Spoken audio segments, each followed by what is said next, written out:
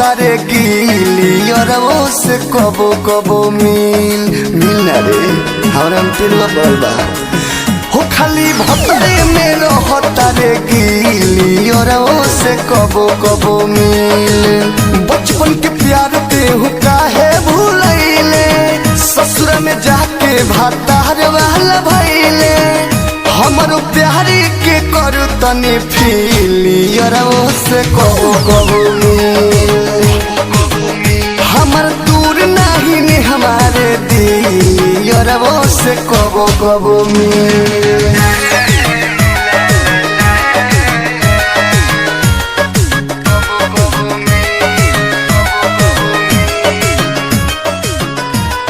presented by Videsi Lal Entertainment।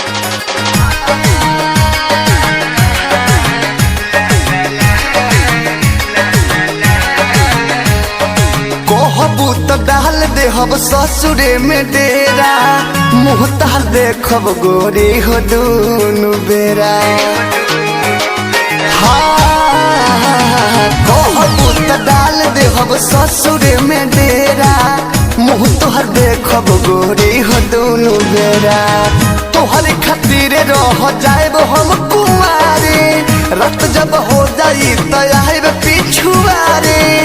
बात मन हमर करी ले अपीली और से कबो कबो मिल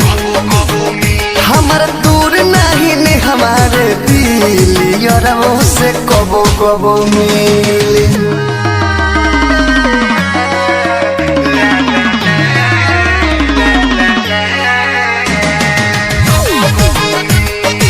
Mixed by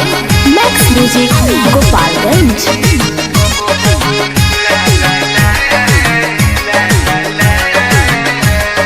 मीठ मीठ बोल बोल के घर तोरा बतिया भतर के तोहरा बना ले हो संगतिया मीठ मीठ बोल बोल के घर तोरा बतिया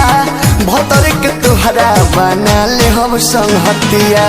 दिन भर भतर काम में रही तोहर बीजी विदेशी लाल यादव के मिलल होई जी केला खोई तू घर में छिल छिली और से कबो कबो मिल हमर दूर नहीं ने हमारे दिल और से कबो कबो मिल बचपन के प्यार पे हो काहे भूलैले ससुर में जाके भातार वाला भइले हमरो प्यारी के करू तनी फील और से कबो कबो मिल हमर दूर नहीं ने हमारे दिल और से